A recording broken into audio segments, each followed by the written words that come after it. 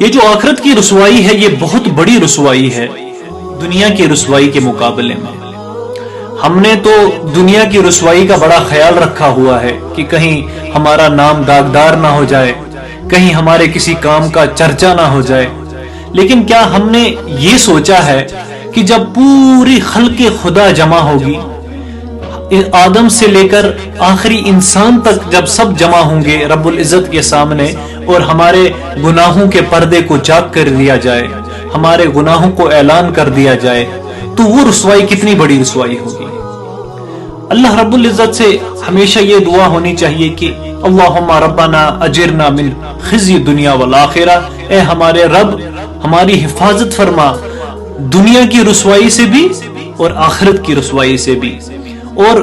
یہ دعا رسول اللہ صلی اللہ علیہ وسلم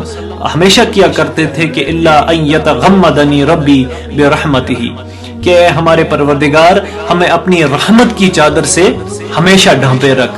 تو اللہ ہم سب کو دنیا اور آخرت میں بھی اپنی رحمت کی چادر کے تلے ڈھانپے رکھے۔